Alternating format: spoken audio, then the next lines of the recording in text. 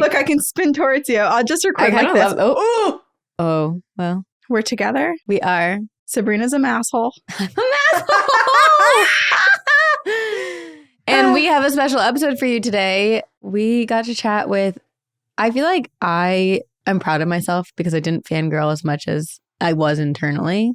Yes. There's one podcast that I listen to religiously. Even through the pandemic, when I stopped having a commute, I still always listened to Something Was Wrong. So we're really excited to have Tiffany Reese on the show of Something Was Wrong. If you haven't listened to Something Was Wrong, the podcast, highly recommend it. The new season just came out and it is a wild ride. Yeah, there's 20 seasons so far of Something Was Wrong. So you've got a lot of catching up to do. Lots to catch up. Tiffany does an amazing job at advocating for the victims in these stories and works with victims to tell their stories. Mm-hmm. But she took a little break to tell us not something that was wrong with humans, but something that was wrong with a haunted house she went to. We hope you enjoy. Tiffany, you teased us. We haunted you by accident. You haunted me. So I was in a recording for season 20, long recording, and we're talking about something that it's already a very horror movie part of this story that this woman's telling me. Mm-hmm. And in between, getting a little break, my husband had brought in my merch box and set it down, and I think set a water bottle down or something, because I'm usually, if I'm in a 5-hour recording, every 2 hours I'm frantically texting my husband can you throw water at me and some crackers? Water, snacks, help. I'm gonna be here for the next 6 hours, just go on without me, So he had just brought the box so I could look at it whenever, and all of a sudden we get back on the recording after a bathroom break, we're talking, and then all of a sudden we just hear this weird ass noise that I've never heard on Zencastr before. And I was like, oh my God, was that you? And she's like, no. And I was like, you didn't just drop the microphone? And so then we both kept we'd talk, and then it come back, and we were like, oh my God, my 2 Girls, 1 Ghost merch just got here. I think it's haunted. Oh, fuck. Oh my Whoopsie. God. So I haven't pulled up the recording yet, but apparently y'all are. You have to listen back, because what if it's whispering? If it's actual words? I haven't gone through the footage yet, all the way through yet, but I haven't. Mm-hmm. Yeah, I'll have to clip it and send it to you guys so you can analyze. Yes. Well, because with our Conjuring merch, a few people have said that their children react to the front. There's 1 or 2 images where kids will just point and be like, ghost. But it's it's a picture of me and Sabrina, and then it's a picture of the house. There's no ghosts. But a lot of people's kids have started pointing to our sweatshirts and saying things about and they're scared of it. Sweatshirt. So we're like, oh my God, is our merch haunted? What the Where is it being produced? I'd probably the same place that everybody produces theirs. So I'm like, what is happening? The same place the Winchester Mystery House produces their merch, or what? Yeah. No, seriously. Have you guys been there? Have you done one on that? We have. I did an episode on it, and Sabrina went and toured it. I have not. Oh my been. God. I did. Okay, though I heard, because you live near there, right? Yeah, you have to go. Yeah. So, but I've heard that a lot of the stuff that they kind of tell the world is made up. I don't know. They were kind of just she's crazy. Bitch was just building anything. Hey, she kept a lot of people employed, so we got to give her that. She did. She kept people busy. She had to be a Capricorn. She was the Sims before the Sims existed. She's like, let me just put up random walls and doors and what's a new stairway. Let's try it. Right. And now they have a TikTok and people get married there, and that's fine. Oh. Totally normal. That's romantic. No, just kidding. But it's because it's very commercialized, right? Yeah, so totally. It's absolutely gorgeous, but also then you go in. I remember going in there as a kid and being like, and we're touring this because this is normal. We actually, I drove up for Friday the 13th, and so they did the ringing the bell 13 times and everything. Oh, not the bell. The bell. It summons the spirits. Cool. It must. But we should apologize, Tiffany. We are sorry for haunting you, if that's potentially what happened. But also But are we sorry? It is self-proclaimed most haunted podcast. It's authentic. You got to give yourselves that. Yeah. We didn't do anything. This is proof. You're the one that had the experience. We did absolutely nothing to make this happen. These are just the facts. These are hard, cold facts. We will produce the audio if necessary. It got so creepy that the survivor, I kind of felt bad because I was like making jokes about it being haunted and stuff. And she's like, okay, can you stop? Because I'm actually getting scared. And then I was like, oh my God, I'm so sorry. I'm so sorry. I was just joking. I'm just joking. You're like forgetting that she's not on the same wavelength. Yeah. I was like, oh, fuck. Man. Well, now we know she'll never listen to our podcast. It's funny, as we were prepping for this episode, Corinne and I like kept talking about how we spend so much time talking about the paranormal and how scary it is, but ultimately people are the scariest. Like people are far scarier than the paranormal. But it's interesting hearing you say this survivor's like, I've probably been through so much, but don't talk about the paranormal. Like I don't want to get scared by that. Right. Yeah. The real monsters live everywhere. Yes. They live everywhere. Among us. Yeah. I mean, you're on season 20. Yes. How do you even exist in the world and like meet a human and be okay with meeting them after everything that you know? And trust them. Yeah. I feel like I would never be able to walk into a grocery store again. It definitely has impacted me, I think. Yeah. Like that in combination with like COVID and just, I don't know if you guys feel this anxiety, but like even just like, and this sounds like the most douchebag, humble brag, but being recognized, like when I'm out with my kids in public, has made me feel really uncomfortable. Not that anybody's ever made me uncomfortable, but I'm just like I've always wanted my work to be known and not necessarily me, you know? Right. And that's something I kind of had to work on as the podcast grew. And well, especially when you're with your children. Exactly. Because I was at like California Adventure one time and I'm like with them and it was just like the mom bear instinct came over me. And I also was just like right away, I was like, I'm not Tess Holliday because my youngest son has like long blonde hair and looks just like Tess Holliday's son. And so multiple times I've been like out with him and people have been like, are you? And I'm like, no, I'm not. We don't. That's so funny. Your son is being recognized. I'm like almost 6 feet tall. She's definitely not, but it's just funny. So I was like, I'm not. But then instantly, like I said, they were really nice. And I don't want to like discourage people, but it is definitely like because of the work that I do. I never know when someone's approaching me because they want to thank me or like there's somebody that we've talked about, you know? Right. Yeah, they're pissed that you said something. That has never happened, thank God. But, you know, anxiety and stuff. I know.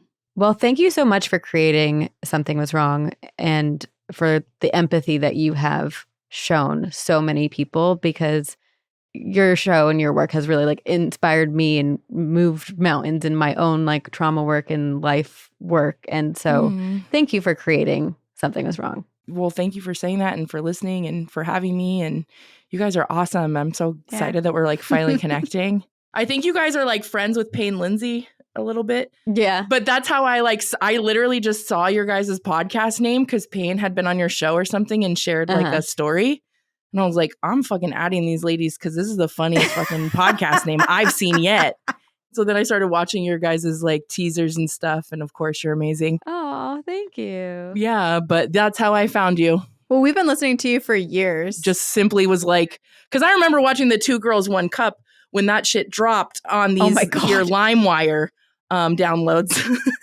How far into that did you get? Like, how much of that did you watch is the question. They explained it to me ahead of time. It was like a roommate situation where it's like you can't escape.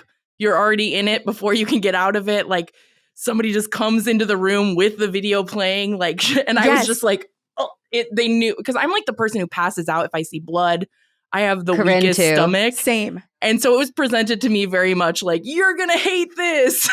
Oh my God. It really did traumatize all of us. I cannot believe Gen Z doesn't have to go through that. Thank God. I don't know whose idea that was, but still the name is fantastic. Although now in my adult years, if someone presented that video to me, I would have to watch just to know because I have a sick fascination. Well, yeah. If you could stomach it, I mean, I guess, yeah. I did do that to Sabrina the other day because around the time that 2 Girls, 1 Cup was going around, there was also meatspin.com. I don't know if you were victim to that. All those weird websites about, there was another one, was it E-Bombs? Oh, E-Bombs World? I don't know. There was one that like my dude friends would go on and it was just like disturbing things. Yeah. wild west of the internet. I'm like, is this the dark web? Like, I don't like, that's how I felt when they would show me shit. It is, though. The dark web didn't exist yet when the internet first came out. Like, we were just on it. It was everything. No, it was literally nobody was yeah. watching us. Like, I was in chat rooms like, here's my location. I'm 12. What's your name? Yeah. Like, no fucking awareness just at all. How are we alive? Honestly, because our parents neglected us so early on that we had to turn into like little latchkey kids, I think. We're all little Matildas. We were just like biking to Taco Bell at 7, just fucking living, dude. I know. Oh my gosh. Watching America's Most Wanted, just doing fucking whatever. And also, why was I allowed to just constantly watch reruns of Law & Order SVU when I was 12? Oh my God. Like, that's religion, first of all. It is. We like to say Olivia Benson is mommy. Oh, yeah. She is so badass. That show's like what season are they even on? They're a million. Still I don't making know. new seasons. I did watch the season that Babler came back because I was like, oh my gosh. Got blessed. to. Yeah. So blessed. I'm not one for white dudes, but he does it for you. For sure. The whole show. Even Munch is kind of attractive by the end, you know? Honestly, yes. Yes.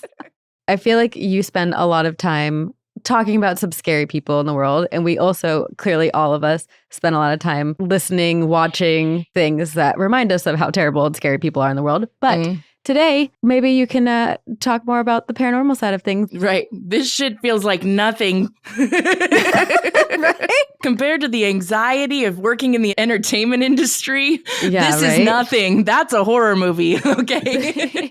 Also, I realized I look like frickin' Chucky, the doll. I almost said that to you, Sabrina, earlier, but then I didn't want you to feel self-conscious about your outfit, but you were giving Chucky vibes. Chucky is in for fall now. Okay, but Tiffany, you said that you grew up with some haunted places that you and your friends would like talk about a lot. Do you want to tell us about them? Yes. So I will say I was raised in a very like ghost adjacent household. Like my biological mom definitely believed in ghosts, and from a very early age was like, fucking ghosts are real, dude. Like to the point where it was a little bit much, and you're like, okay, it's your whole personality though. Oh, well, I mean, that's us.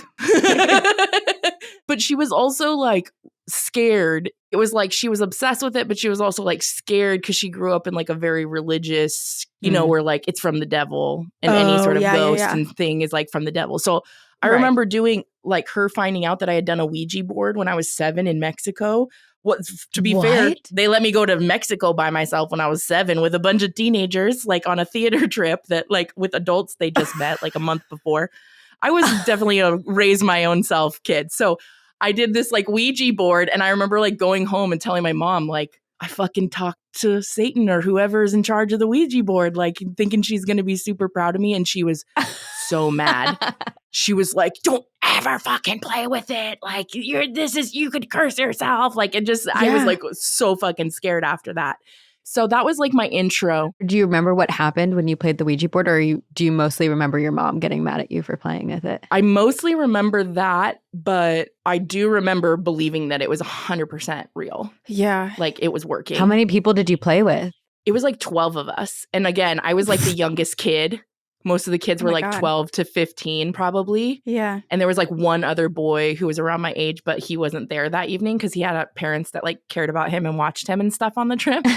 So I'm just like with the 16-year-olds as a 7-year-old, just like, let's fucking do this. Which like, who am I talking to with the Ouija board? Is it spirits? Is that who you're talking to? Just in general? Like, is it like a chat room? Well, this is why Ouija boards are so dangerous, because you don't know. Well, I guess any form of communication can be dangerous because you don't know when there's some trickster spirits associated with Ouija boards. Like there's different demons that come in, pose as your family members, pose as just like some guy who died 200 years ago. But really they're trying to feed off your energy, like go home with you, latch onto you. And there's all these rules about closing out the boards and all this. And also, Tiffany, I have to tell you, Mexico is one of the most haunted fucking places we've ever No, talked the whole about. thing is giving haunted. Okay. It's so haunted. I feel like you're lucky that the worst thing that happened was your mom yelling at you. Honestly. I mean, I was lucky to make it out alive after that trip, but you know. Seriously. So have you touched a Ouija board since? I have not, but like I'm pretty like, open to anything. You'd fuck with a Ouija board. So like I'll do anything a couple times. But I remember too, like playing light as a board, stiff as a feather, or what was it? Stiff as a light as a feather, stiff as a board. And then like one of our friends' moms finding us at a sleepover and being like, that is from Satan. Like Witchcraft. Everything was from Satan, witchcraft, and that kind of thing. So that was kind of my intro to like is it paranormal? Okay, like if I sound ignorant, please clarify so I don't sound stupid to your We ghost don't people, know please. anything. By the way, we should preface this that like we've been talking about, because Corinne and I both grew up in haunted houses and we've had a lot of our own encounters, and we've been talking about ghosts now on the podcast. We've been doing this almost 7 years. What? The one thing we can confidently say is we don't know anything when it comes to the paranormal. It's kind of the beauty of the paranormal. Like we get to sit in this niche little category where it's like you'll never really have the answers. And so you can say things and everything is theory and no one can really get mad at you because how do they know that you're wrong? And so, but then they still find a way to be mad at you because they're like, why do you believe in ghosts? And it's like, well, why did you listen to our podcast? Right. Yeah. Don't listen if you don't want to know. You can also press pause and exit at any fucking time you like. Well, I think they do. And then they trip and fall on the way to press pause. And then suddenly they've created a Reddit page and they don't know what's happened. My favorite are the people on Reddit who have never listened to your show but know everything about you and your show. Right. And then I'm like, they're the most loyal listeners. We shouldn't even say them. Their bad spirits will come in here, the Reddit spirits. I don't want to. I'm more afraid of that than anything. Honestly, if there would be a demon, like Reddit demon would probably be the scariest demon. The scariest demon, or YouTube comments demon. Yeah. That yes. That's where they used to be the worst. Now I think it's Reddit and Discord. Like if they make a Discord about you, just call the cops and file a report. We made a Discord about ourselves so we can monitor it. Fair. Discord intimidates the hell out of me. Discord and Pilates to me are like the two things in this universe that I'm intimidated by. Pilates? Oh yeah, I could see that being really hard for you. And yeah, your nimble little body. You're really giving unathletic and difficult to exercise. Okay, let's talk about those reformers look like freaking torture devices. They do look like torture devices. That is correct. Yeah. And those little discs, like, stop trying to humiliate me. Is this a humiliation ritual? Or is this an exercise class? That's how I felt after I left. The most humiliating thing about Pilates classes is that there will always be an 80-year-old woman next to you doing Killing it like it's like it's absolutely nothing. Not even breaking a sweat. Okay, so your foray in was a Ouija board, which is pretty intense. Yes. And so then, I did Winchester House. I did do some things. Like when I was in high school, I thought I was super edgy and punk rock. And me and my friends would break into the graveyard and lay on the graves and like take band photos and do ridiculous, stupid emo things. We were like, we're so cool. Like we would literally get drunk. And when I was like 14, break into the graveyard. This is so inappropriate and disrespectful, by the way. We thought we were so edgy. We thought we were going to like marry Davey Havoc from AFI and raise the spirits from the grave. Oh my God. And then I just kind of didn't think about these kinds of things anymore. It was just a phase, Mom. It was just a phase for me a little bit. I think also because like my mom was so into it, like anything when you're a teenager, you're like, okay, like I'm going to like that less now. Yeah. But as I went into like early college age, what I want to talk to you guys about today, there was this notorious house. And then my friend Denise, she gave me her permission to use her name. I had forgotten that she was with me one of the times, and she was like, her response was the best. She found the GPS coordinates for us of the exact location of where the house was. I don't know how. Whoa. But damn. It's in Sheridan, California. I'll read you what she remembers about it first because I felt like it was really funny. She's like, Tiffany, I have so much to say about this. I talk to my husband about it like every few months.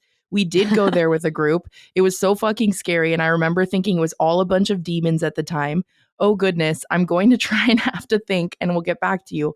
I'm so glad morbidly that I'm not the only one that was deeply disturbed by that night, which will make more sense when I tell you what happened when we went. Oh, my gosh. And so then I was like, oh, my God, how did you find the fucking address?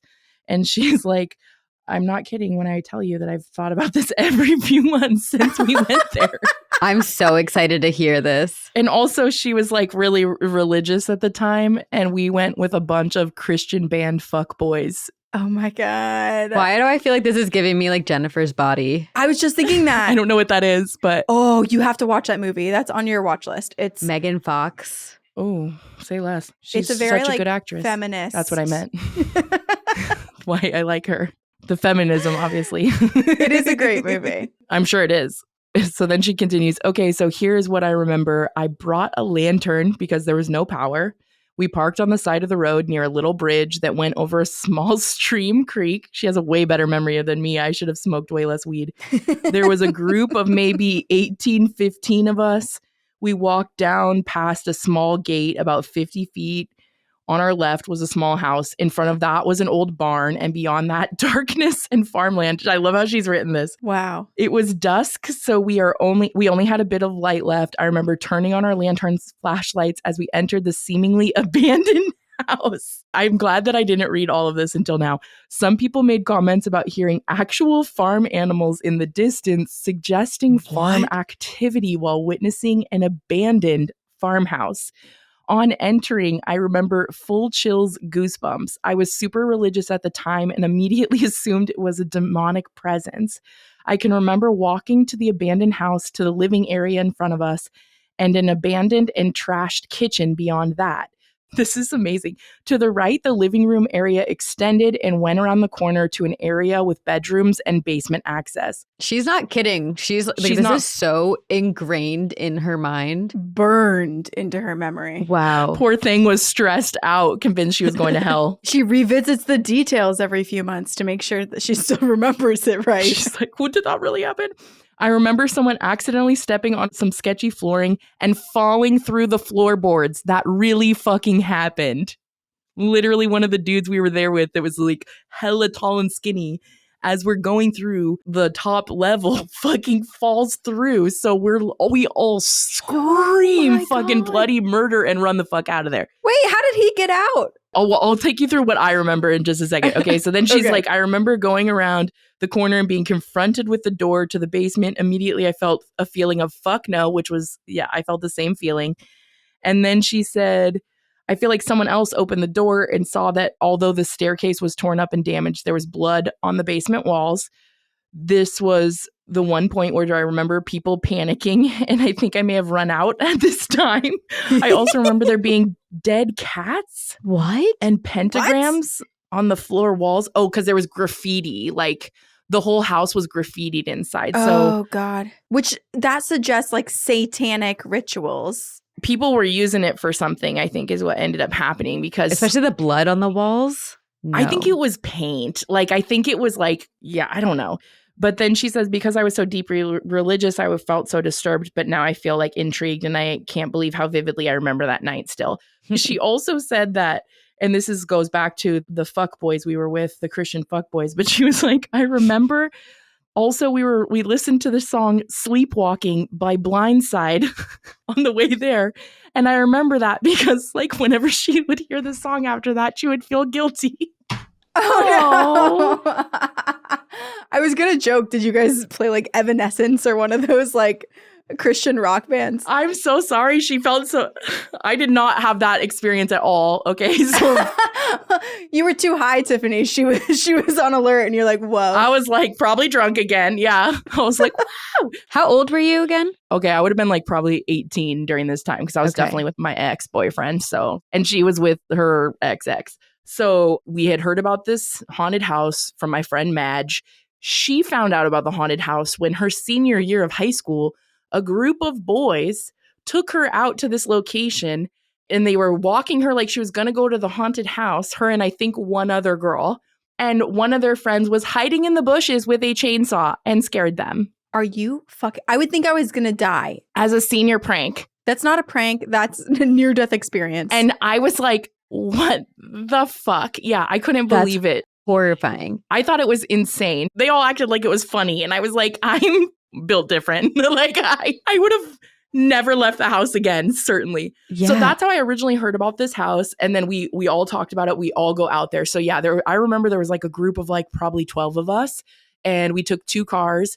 And I don't remember Blindside. So she must have been in the other car. Because I remember pulling up, blasting Michael Jackson's Thriller at full volume to the place. The most appropriate song. Or yeah, of course. And, like when that ghost voice at the end came on, I was like, I felt that, you know? It's like completely pitch dark. It's definitely like farm country. So that all tracks. Like I don't remember that about the barn at all. I'm glad she provided that insight. I go in with a bunch of people. I probably was one of the last to go in because I was like, what the fuck? So scared. Like, I don't want to go in there. It's probably spiders. Like, I wasn't thinking about ghosts. I was thinking about just it being dirty and gross kind of a thing. And like somebody trying to like jump scare me. And I was not wrong. Because the freaking floor caved in. So like you were right to be worried about the architecture and what was inside that house structurally. Totally. It was trespassing, to be clear. Like, I mean, I'm pretty sure. I mean, it was abandoned, but like nobody should have been in there. Right. So we go in. The living room was just like an empty space. The living room looked the most normal. When you went downstairs, there was a basement. And just like she said, what I recall was that it was graffiti, like red graffiti. Like to me, it felt like teenagers had gone there and purposefully tried to make it look spooky because they knew that people went. So that was my interpretation of it. There was like pentagrams and like red paint that kind of looked like blood, and it was definitely dirty and gross. And what I had been told about the house before we went was that a family was murdered there by the husband, and that's why the house had been abandoned. I have no reason to believe that that's true. I'm sure it's just like an urban legend or something. I hope it's not true. Was it abandoned with furniture in it, or was it empty? So I was one of the few people after homeboy fell through the floor that was stayed in the house. And because I wanted to go to the top because I noticed there was like a little staircase to the top. And when I got up there, it was like kind of like an attic bedroom. And there was a fucking baby carriage in there, like a buggy. Oh, the creepiest item that they could have left behind. In like the attic too. A fucking buggy, dude. I was like, there may have been a baby doll in it. I don't know, but I was like, oh, that's even worse. What if it started crying? Right? So that was a wrap for me. And I think that's when I left. It was the baby doll carriage. It wasn't the house trying to literally consume your friend falling through the It was just like the fact that there was props. I felt like I was like, I don't know. Is this like to catch a ghost hunter and somebody's going to come out and be mad at us because we're here? I also was like, I'm such a rule follower that I was plagued by like the fact that I was in somebody else's property, you know, going through this thing. Like those were my concerns, honestly. But I mean, it could have been haunted. I definitely didn't feel that. I mostly just felt like scared in general. But I have definitely felt other things where I've been at like old houses and felt like, what was that shit? You know, like I definitely have had that feeling, but I didn't have it there. But I did go back another time too. Oh, you did? With a different group. Yeah. It was funny to me that I have friends in Sacramento that were like, I've never heard of this. What the fuck? Like, why didn't you take me there?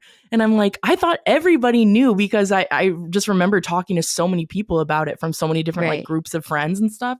So I ended up going back the second time and I don't even know if I went in. I think I just more like went with the group. Do you know, does it still exist? Like if you looked on Google Maps at the coordinates, it finally looks like somebody demolished, like it's been flattened.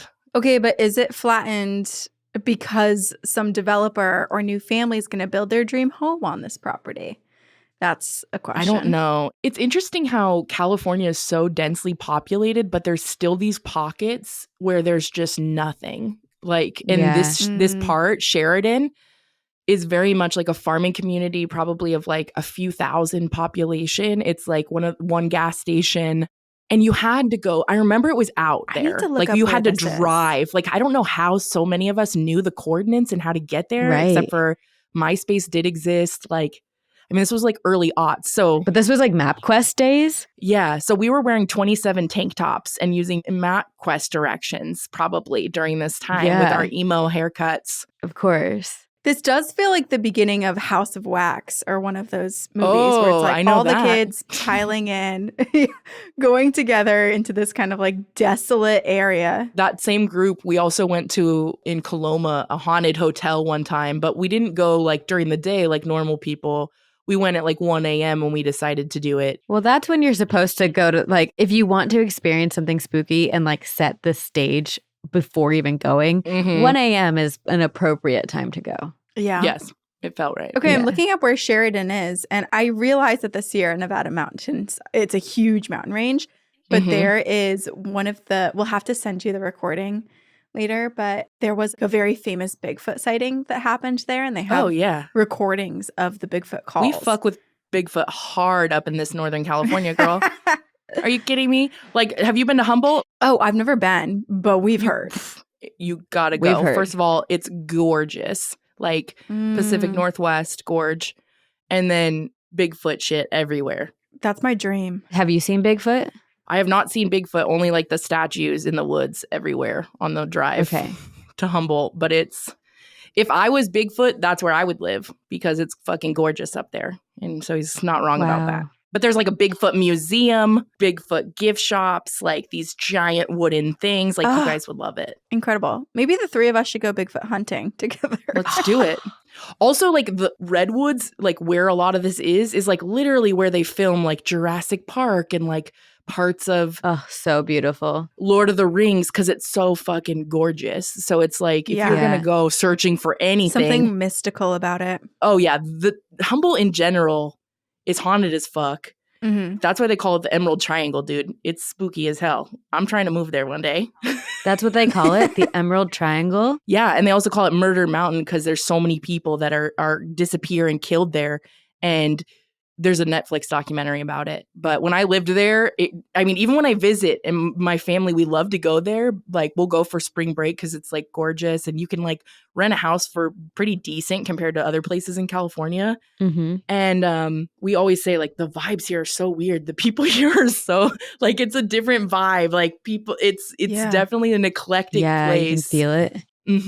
I went to college in Humboldt when I was 17 because it was the only place that would take me as a minor that would let me live in the dorms because I was like trying to get the fuck out of Dodge. And so there was this man who lived in the forest, I kid you not, behind my dorms at College of the Redwoods in Humboldt. And he had this jug of mushroom tea, straight mushrooms made into tea.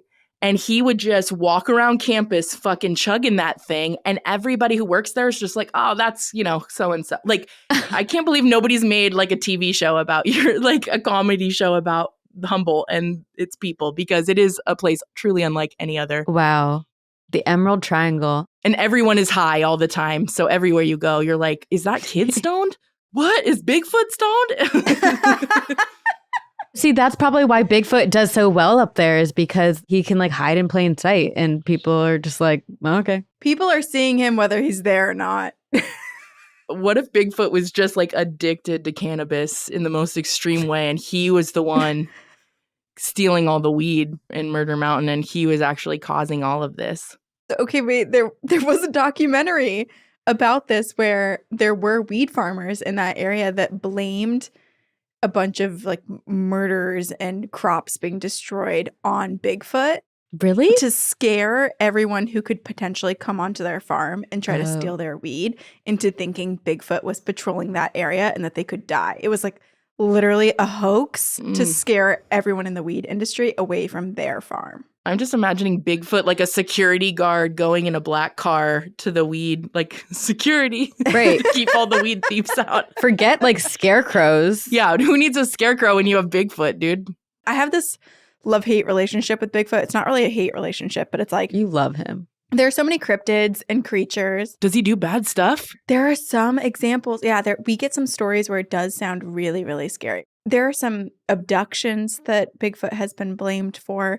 There's some really aggressive. I think it's like we keep talking about Bigfoot when we talk about him inevitably like every other episode, where it's kind of like people. There are good people, there are bad people. And it seems like most of the Bigfoot encounters are just fine. Like Bigfoot doesn't really want much to do with people.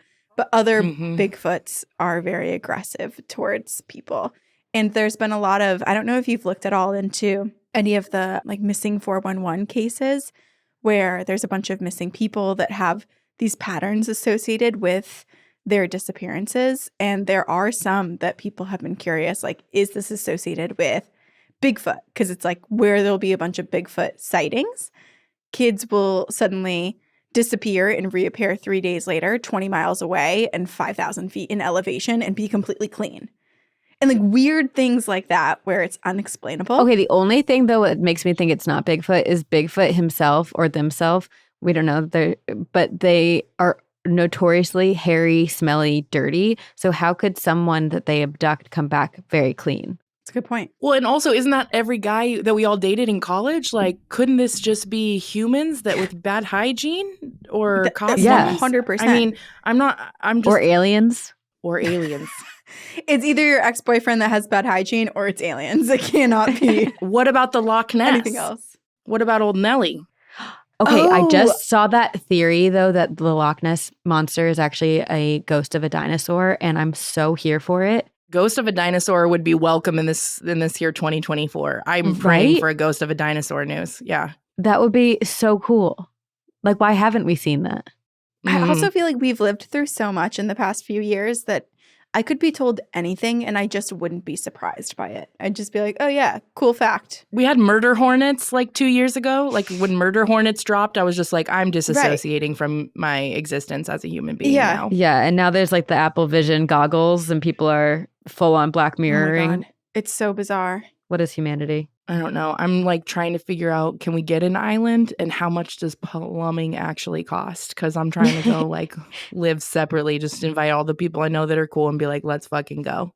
Okay, that's a dream. That's a commune. And I really want to Right? live on a commune. Is it New Hampshire, Corinne, that has all those islands? Maine. Maine. Let's go. The whole coast of Maine, there's like 1,000 little tiny I bet it's specks so of pretty. islands. You can buy a whole island. Yeah, where do you live in Boston, Corinne? Yeah, I live right outside of Boston. I grew up in Vermont.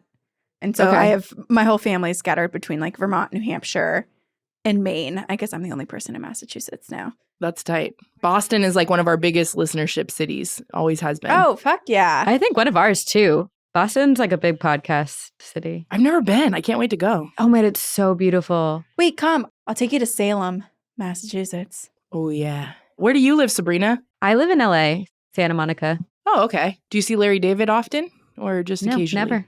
That would be cool. Wait, do you see Larry David often, Tiffany, when you're in LA? Every time I go to Santa Monica, all I do is Google where does Larry David go out in Santa Monica, and I fucking go there. Where does he go? He goes to the delis I go to and all the Jew places that I usually frequent my as well. gosh. I'm Jewish, so I can say that.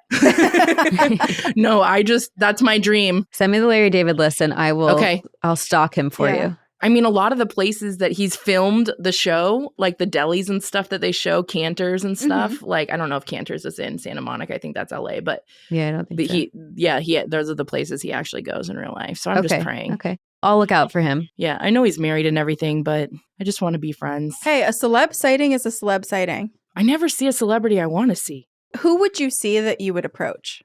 Oprah. That's it. Yeah. Yeah. of course. Respectfully, though. Only to lay flowers Yeah. at her feet or something extremely Right. respectful. I bet she's had people do that. I don't even think I would say anything to her because I wouldn't even want to like do anything. Like, I'd just be like, Yeah. I love you so much. But I have like gone to things for work and there's celebrities there and I'm just like, I'm so sorry for existing, sweat, and then leave after 5 minutes. Like, Right. I am not cool at I will all. say- I cannot even pretend. I did live in LA for a while, which is how Sabrina and I met each other. I saw Flava Flav in the airport. And he had his clock necklace on. Was he with Pumpkin or was he with New York? He was only with his entourage of men. And he's like 4 feet tall, right?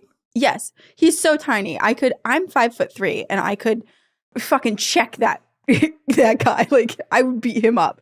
He's so little, but he's got to be really strong because he also wears giant clocks around his neck. So I think like there's a lot of muscle kind of hidden within his slim frame. He's scrappy. Do you think he's shrunk over the years, though? Do you think that's like pulled him down? Oh, like he's getting tech neck, but it's from his heavy chain Yeah. clocks. Is tech neck the term for like being a hunchback after being at the Yes. computer all day? Yes, it's tech Oh. neck. It is. We all have it. I hate I know. that. Let's all just put your shoulders back. Ever since my friend who works with like senior citizens in the health field was like, oh yeah, most white women get a hunchback. I was like, just I beg your pardon. I didn't know this. why didn't I get warned? I would have been started stretching years ago. Oh, no. I know. Like that it just happens, I guess. Like some people are more genetically disposition, whatever. I don't know. Yoga, Pilates, these people with the machines. I don't know. Let's look into Yeah. that too. Have you heard of Stretch Lab? There's like a place where you can go where people literally just stretch you, which I think is so strange. I have heard of it. Stretch you. I looked it up because I was like, that sounds interesting. And it is like $300 a month for a membership. To be or something like that, stretched? to literally have someone help you stretch. Like, I'm sorry, if you're paying that much to go have someone stretch you, like, can't you just stretch yourself? I understand like the PT version of it if you like had surgery and you need to be stretched that way, but like, but that's not this. that's not this. This is like I want someone's hands on me, but not quite a massage. And also if you go past them, it's like very open. Like you can see all of the tables where people are being stretched. That's my worst nightmare. It's not like private stretching, which I prefer that it's not private stretching because that would give me the ick. Yeah, that could be worse. Okay, well, speaking of the ick, we have a game that we prepared for you, Tiffany. Oh, I love games. And we were trying to think, basically you spend your days analyzing a lot of red flags in humans, in relationships. And so we're like, how do we put a paranormal spin on this? So we're going to play red flag or green flag. And I'm pretty sure, Corinne, we only made red flags. I don't think we... Well, I don't know. I think there's some beige flags in here. There's some like maybe some for the right person. Okay. It could be a green flag. Okay. We'll see, Don't yuck another person's yum. That's what the rule that I've learned. Yeah. Okay. So basically we just like have scenarios. You can say red or green flag or beige, whatever. And then you can also kind of, if you would like to play around and like try to decipher what type of entity, paranormal creature we're talking about, we can also do that. Oh, hilarious. Okay. They take you on a vacation, but they don't tell you any of the plans and they wipe your memory upon returning. Red flag. Why? Doesn't that sound delightful? Who does that though? Aliens. Aliens do that? Yeah, it's like an alien abduction. Oh, like on Men in Black? Yeah, kind of like in Men in Black where they erase the memory. It's like the Uno reverse to the aliens. I have like a obsession with aliens and I've like wanted to get abducted really, really badly. So my other red flag for this, I put, you beg and beg for them to give you attention, but they never show up. Red flag for sure. Avoidant attachment. But see, that's me having anxious attachment, I have avoidant attachment so I can spot it anywhere. No, I mean, I've healed. Long pause. We're all therapized here. Yeah, I mean, anybody who's breadcrumbing you, even a ghost, is not worth your time. Yeah, but I still keep coming back for more, and they've given me nothing.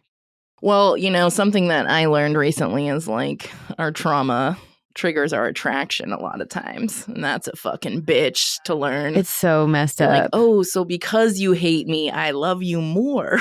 That tracks. Right. You have a low opinion of me. I have a low opinion of me. The fact that you can have that awareness, but also not be able to change it or see it coming still is like also baffling. Yeah. Well, isn't that one of the things where like EMDR, doesn't that help with kind of like reversing that sort of response? I think it's for like those big T traumas, right? So like a sexual assault or like being a part of a shooting or something where it's like that memory is so overwhelming to you. I've never done EMDR, but how I've had it explained to me is like you basically hold on to these like I've done it. Things. Yeah. You've done it? Okay. Mm-hmm. And then they kind of like walk, I mean, you could correct me and keep me honest here, but like they walk you through the memory. Yeah. I ended up doing it. Let's see, I was in trauma treatment for like 2.5 months, but I did EMDR like probably a total of like 12 hours. And yeah, like every session I went through it. You would go through it. I went through it once every time. And I will say that was like extremely powerful. Like I've been like doing therapy for years and years. That is the only thing that's ever altered my like memory of that one specific traumatic experience. I wish that it could like rewire like the way you think about things, but it's more of like memory.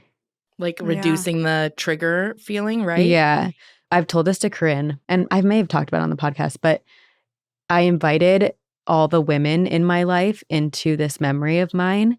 And my grandmother, as I was doing the EMDR, working through it and inviting all these women, my grandmother, who has since passed away, like stepped forward and like held me.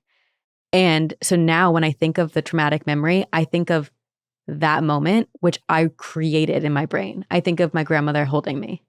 Isn't that crazy? It's beautiful. It is. And beautiful. Yeah. But also the power of the brain is amazing. Dude, the brain is tripping. It's insane. Yeah. Okay, back to the game. Okay, red flag, green flag, or beige flag. Okay. Someone who exclusively uses sizes of children as their unit of measurement or comparison. So they'd be like, oh, it's like as big as a 4-month-old, or it's like the 7-year-old child size. I feel like beige maybe. Because it depends on who it's coming from. Right. Because I'm like that person with no sense of measurement that'll just be like, I don't know. It's like a canoe length. I don't know what. I just bought the couch. I didn't give a fuck. I didn't measure a wall. Like, so I could see it. But they only use children as the size comparison. Yeah. Only children is giving Hansel and Gretel for sure, which that whole story is insane, by the way. Oh, yeah, it is. The fact that we were just like, this is a fairy tale that children should learn and know. I know. Well, same with like nursery rhymes and like some of those like riddles and things that we would sing as kids. Like those are fucking creepy. Yeah. Well, you were spot on with the Hansel and Gretel because that was what we thought would be maybe probably more of a red flag for the creepy witch in the woods. Mm. I have such an admiration for the creepy witch in the woods as I've gotten older. Mm. She knows what she wants. Right, exactly. Just a couple of kids in her oven. If it were like an old man doing that, that would give me like the creeps. Right. I just feel like what I remember about her is not trying to stuff the children, is really that she had a house made of candy. And that I understood on a spiritual level, the cake house. Yes. Like, how bad could she be? Yeah. There's a lot of dessert here. That's how you lure me, is a house made of desserts. True. And you know she has like no teeth because like they've all fallen out because of cavities. Yeah. None. Yeah, she's just a little gummy old lady. What could she do? Right. How can she even eat a child? Yeah, that's a great question. And now I'm trying to picture it and I don't like it. Well, my brain, I have an answer, but I don't want to say it. So yeah, I'm not saying a lot of things out loud. Like Jay-Z, I tell the truth when I get nervous. So my husband this morning was like, why are you so nervous? And I was like, because I say truthful things when I'm nervous. And then I'll just say way too honest things. His way of comforting me was, people aren't even canceling people anymore. They're over that. Since when? I feel like that's everyone's favorite pastime. I was like, what? We live in two different worlds, man. Oh my gosh. He does not spend enough time on the internet. And also just like the response is telling that like he wasn't like, no, you won't say something inappropriate, but it's fine. You probably won't get canceled if you do. The nice thing with podcasting is that it's not live for the most part, so we can edit things out. Yeah. Magic. Wait, okay, Tiffany, you have children. Are they creepy? Have they ever seen any ghosts? No. They're not creepy. What a blessing. How dare you? A blessing or a curse? It's a blessing for you, I think. But if and when I have kids and they don't creep me out, I will be like really sad. So they're not sleepwalking and like speaking weird gibberish over you. Yeah. No, they've never even so much as like done something accidentally creepy. But wow. I do have a friend who like went viral for, it was like a meme about thinking that your kid was a goblin and almost like roundhouse kicking them in the middle of the face, like in the dark in your house or something like that. Yeah. So my friend Jill, so I remember her feeling creeped out by your kids, just like them scaring you. Yeah. Corinne, you've talked about being with child on the podcast, right? Because I saw it on social. Yeah. So to me, the weirdest thing about being pregnant, besides all the vomiting and lack of healthcare or plan, was the baby kicks. Like when people are like, oh, it's so precious. And it was after a while, but like the first few times I felt like an alien. I was like, there's an alien in there. That's what you always relate it to, Corinne, the scene in Alien. Yeah. Yes. Well, okay, because I have an anterior placenta, so I have a little pillow for them to punch. So yeah, it's a little bit easier and a little less freaky right now. A little cushion. But my dad was like, because I haven't been overly freaked out. I'm like, it's kind of weird that they're moving, but it still kind of just almost feels like I'm being flicked from the inside. But my dad freaked me out the other day because he was like, wait until you see their hand and their fingers like swipe across your belly. Did that happen to you? Does that happen? I guess it did to my mom. Like, I wanted to have children, and I know pregnancy is a blessing and complaining about it is controversial in any capacity, but I fucking hated it. I fucking hated it. And you're allowed. Yeah, you're allowed. I love my kids. 10 out of 10. Yeah. But I fucking hated being pregnant. Oh, the joys. Okay, well, I have another red flag based on the hand swipe. Okay, and I'm making this up on the spot. They only show up when you're sleeping, and they stroke your hair at night. Well, that sounds like a few situationships I've been in before. Oh, no. No, red flag. Okay. Anybody showing up in the middle of the night for me without an announcement ahead of time, it's a red flag. Don't fucking pop by. I don't care what time of day it is. I will say, I feel like that's a lot of paranormal beings It's a pop and by. supernatural entities. They come at night. Yeah. If a ghost could send an email and let me know what time and we could schedule something, I'd be really open to that. It's the on the fly that bothers me. I do remember, I have to tell you guys this story because you're the only people who will appreciate it. It's not long. But like I had this best friend in, I want to say it was 3rd grade, Shannon. And we lived in Auburn at the time, which is like up in the foothills. And it's like a lot of Victorian houses. And like, there's a lot of rumors of hauntings and stuff. And she told me before I came over for a sleepover that her house was definitely haunted. And there's a green blob that floats on the ceiling sometimes. And I was like, ooh, green. Okay. Yeah, I don't know why it was green. And our favorite color at the time was lime green. And we had like lime green blow up chairs and like matching lime green nails at all times. Oh my gosh, I loved those chairs. So one time we were laying in bed and I don't know if it's honestly if she like implanted the memory because every time I would go over there, she'd be like, you're going to see it. You're going to see it. It's going to come one of these times.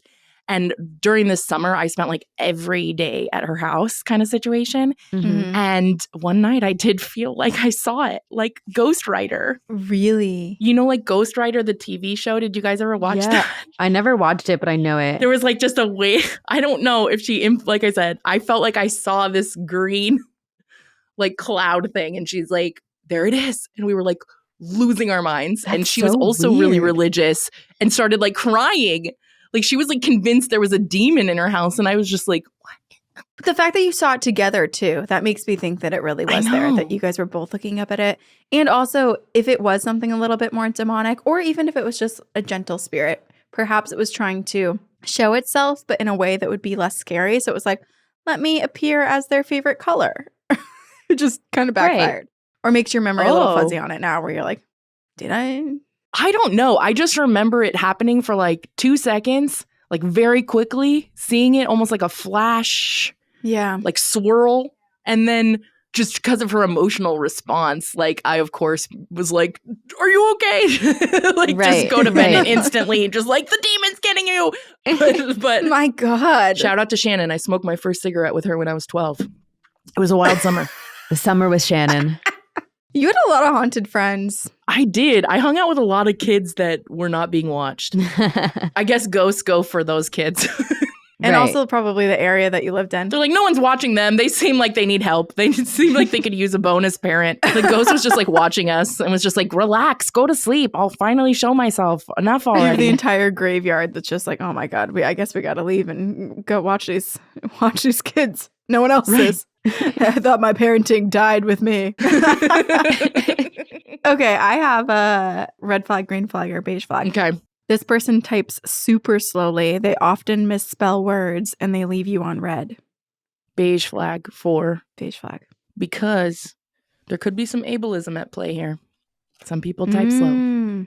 Some people do. I also misspell quite a lot. I also do. And my phone is like constantly putting things out into the universe. I'm like, no one typed dildo. No one. Why did you send dildo in my work text? Like, I feel like my phone is haunted sometimes. I also agree with the beige flag because I have 194 unread texts. So I feel like I just got so much anxiety for you. Yeah. Who's texting you that much? It's a group chat, isn't it? With 2 or more women. It's so many group chats. And honestly, you know when this started? It started when we started this podcast. And I used to be like a no red bubbles on my phone. But then because I added the podcast email to my phone, inevitably we always had unread messages. And so then I let go. You just lean in now. That's insane. I go through really anxious, like social anxiety moments too, where I will not respond to any text message, even if it's just like a one-on-one text where it would take me 1 second to respond.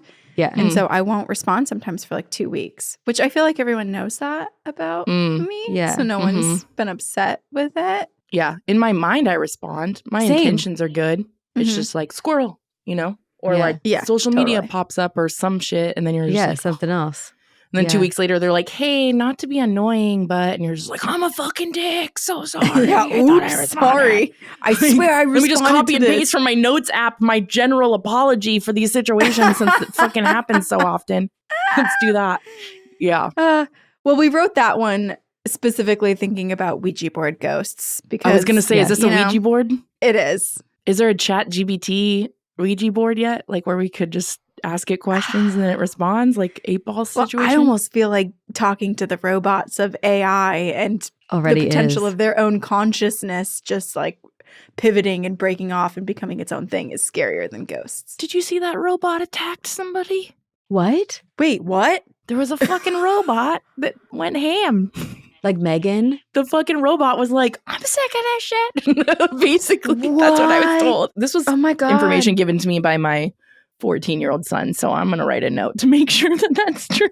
Oh my gosh. Wait, let me Google it. I was not wrong. December 27th, 2023, a Tesla factory robot reportedly attacks a worker and left them bleeding. What the fuck? Okay, but is that one of those stories that like kind of became sensationalized and it was like, I don't fucking know. Like, did the robot actually attack the person or did it like malfunction and like hit the person? Right. It probably is that. But of course, they're like, we have to make this edgy. Right. Yeah, because everybody says attack. Yeah, I don't know. There's so many robots out there, though, that even the people that work on them, they're starting to, like, certain people have been freaked out by what's happening in the development. And like it freaks me out when robots, if you put a couple robots or like AI intelligence together, that they'll start to shorthand and basically create their own language to speak to each other eventually. It started with Furbies and now look at where we are. It's fucked. I never had a Furby. That's a good thing. Yeah? Oh yeah, those are stuff of nightmares. I definitely had trolls though. The trolls with the... Would you like to own a Furby? We could get you a Furby. I don't know. I never thought about it. I just remember him being big. I guess I wasn't a Furby girl. Like when I was a kid, I remember my brothers teasing me because I would like turn my toothbrushes into like Barbies. And like, I don't know. I was a fucking weirdo. You were inventive. Some call it quirky. All right. Red flag, green flag, beige flag. Within the first 2 minutes of meeting this person, they ask if you see dead people. I'm going to go red flag. Well, you know what? Thanks a lot because we wrote that about ourselves. We're talking about us. I don't see dead people. I don't think. But I did love the fuck out of that movie. Let me tell you, when he said he was dead, I was like, this is the best movie I've ever seen. The Village, too. Oh, The Village was so good. So good. So fucking good. Corinne and I, on a daily basis, ask people if they see dead people and have made a career out of it. And that tracks. And honestly, it's one of those things where when talking about social anxiety and you don't know what to say and the other person also has social anxiety, our go-to is, so do you see dead people? It gets conversation going. What are your ghost stories? It gets the combo going like nothing else, And I've definitely been the person like at weddings where the whole conversation, like I have a group of people now telling me ghost stories at like the most inappropriate time, which is literally when people are getting married. I'm usually like, do you smoke weed? That's how I make small talk. So, you like your parents? Tell me about your traumas. Couple exes you want to talk about? What do you want to get into? Do you feel like in your life you were always the person people like dumped their stuff onto? Yeah, 100%. Yeah. So I made a career out of it. Right, why not? Kidding. No, but I remember like saying that when I went to group therapy. Like I feel like my whole life I've had a sign on my forehead that just said dump shit here. Yeah. But it's different when, like, obviously on the podcast, I love doing it in that way. And it's something I'm so passionate about. But yeah, I've been like growing up with a narcissistic mom. You definitely become your mom's therapist really early on. So that was like my job in life, Right. And then I feel like, especially in relationships with young women, going from my relationship with my narcissistic mom, I would like get kind of stuck in those relationship patterns. You repeat your trauma. Yeah. Right. Now I feel like there's give and take in my relationships. You've evolved. Congratulations. Right. I've healed and I don't take people's scraps anymore. It's amazing. But yeah. Now I'm like, please tell me everything, in detail. Right. Like, what did you eat for lunch? You'll never bore me. Like, it's hard when you genuinely do care about people and you like want to be there for them, but you're like, I can't do it anymore.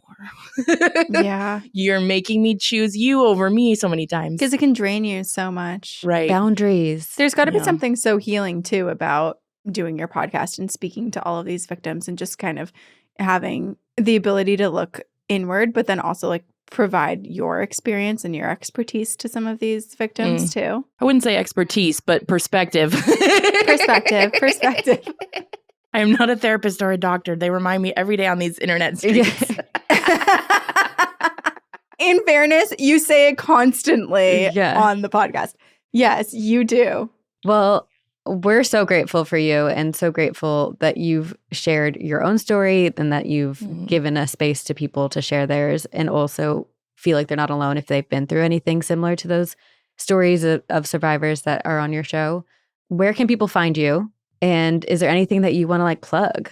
You can find me, the only social media I have, at Lookieboo, LOOKIEBOO. It's been that name forever, or I would have changed it. And somethingwaswrong.com is our website where people can access resources or share their story with us. And season 20 is coming up here, and it is so exciting. The most diabolical, insane, unlike anything other that I've ever heard of story in my life. Oh my God. I can't even imagine. And it's a female predator, and we have traced a pattern of behavior almost 18 years long now. Whoa. We're going to be hearing from her victims at the age of 14 to 6 months ago. Oh my gosh. So oh my God. It is I just got chills. Insane. It is insane. Wow. Yeah. Okay. Psychopath. Well, we're going to devour that as soon as it comes out. As yeah, we absolutely. do with most of the seasons. Everything about this bitch is haunted. You know what I mean? Yeah. Oh, sounds like we need to send our podcast spirits to intervene and be like, oh, you want to send an email? Decline. Yeah. If they could get the FBI involved, like that's what I need now. How do I channel the spirits into helping? I'm like hiring interns, spirits. Come on. I know. I need some karma spirits that I can like send to these D-bags. Oh, right. Seriously. That would be epic. Let me know if you guys find anything on that. Like if there's like a Fiverr for ghosts where I could like hire them to just go haunt certain people, that would be fantastic. There's for sure some witches out there. We do have a coven like of witches that listen to our podcast. So maybe like we can like have them do a little like witchy stuff. Have you guys done like tarot card readings and stuff? Mm-hmm. We've had them done, and that. Sabrina's been getting into actually reading them. Yeah. I can do a really bad reading. Right. I refer to the little like info card. I'm like, Google says, according to the app, it could mean you're garbage or the best. Yes. Yeah. Looking at you, Five of Swords. This guy could be your soulmate or the worst thing that's ever happened to you. We're not sure yet. Only time will tell. Well, thank you so much for joining us, Tiffany. This was so much fun. And so much fun. It's been great to like finally talk to you. And hopefully you're right? able to like escape the terror of humans for a minute and talk about the ghosts. This was fun. This is the fun part of my week for sure. So thank you so much. Yeah. Thank you for being here. We will see you on the other side.